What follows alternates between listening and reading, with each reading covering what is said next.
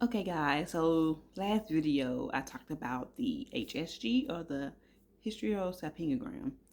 This video I want to talk about the sonohysterogram. So sonohysterogram looks more at the uterus instead of using x-ray like the HSG. The sonohysterogram uses ultrasound. So it's the same thing as the annual exam. You go in there, you lay on the table, you put your feet up in the stirrups. They insert the speculum and then they insert the saline solution up in your uterus, and then uses the ultrasound in in the real time to kind of see inside the uterus.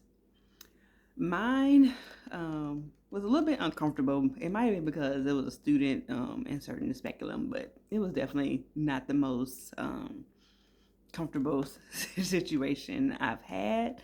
And I've had a lot of annual exams, so I know how it can feel.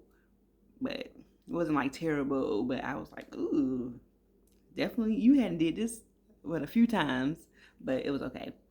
As far as the cramping, it was a lot more cramping going on when she inserted the saline. If you looked at my video about the HSG, it was just a little mild cramping, but with the sonohysterogram, like I was almost wanted to like moan in pain. It only lasted, it was, very briefly, but every time she kind of put the little saline solution up there, I definitely felt pain. To the point that they was like, "You okay?" I'm like, "Yeah, I'm okay." It's definitely cramping. So just wanted you to be aware of that.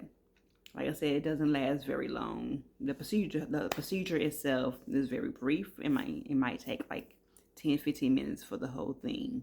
It's very quick. Let me see what else. I think that's the gist of it that I wanted to cover.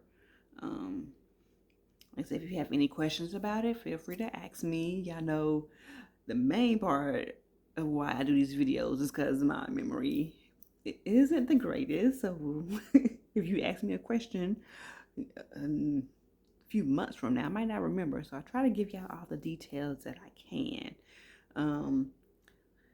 Like I said, she wanted me to do the sonohysterogram because I had a filling defect with the HSG testing, which looks at the fallopian tube. So my tubes was open. It just had a little bit more difficulty filling on one side. So then they wanted to look at the uterus, make sure nothing was in there blocking it, and causing that filling defect.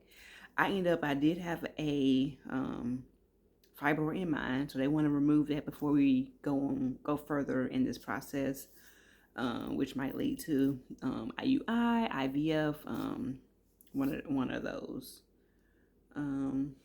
What else was there?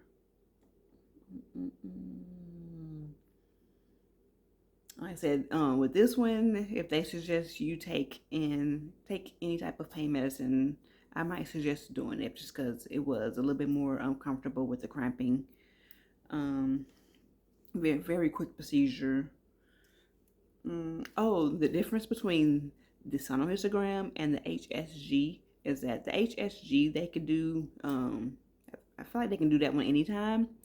The sonohysterogram, they're gonna wanna schedule you for a specific time, and it's like day 6 through 11 of your cycle dates, because like day 1 is the day your period starts. So usually they have you call in the day your period starts, and then they schedule you.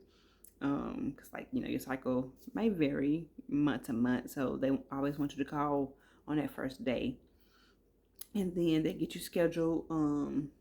I think I was like still spotting that morning. If you're still having heavy bleeding on the day that they schedule you, they're gonna reschedule you because they don't want you bleeding heavily, because it might make it harder for them to see things on the ultrasound. So yeah, this one is time dependent, and it works out fine. It's just kind of, if you have a job that is hard to kind of take off here and there, it might make things a little bit more difficult. With my job, I was able to leave in the middle and then come back and finish my shift. But I don't know, it might make things a little bit more harder for you depending on what type of job you have and where the facility that you have to go to is located. But I think that is all. Another thing, apparently the sonohysterogram is kind of similar to the having a hysteroscope.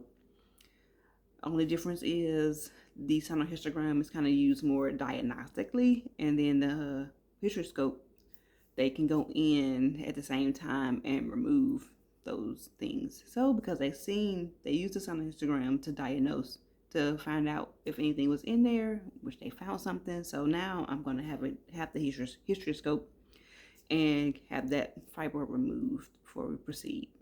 All right, hope that answers some questions. If you have further questions, feel free. I answer pretty quickly, and I absolutely love getting questions from y'all. Talk to you later. Bye.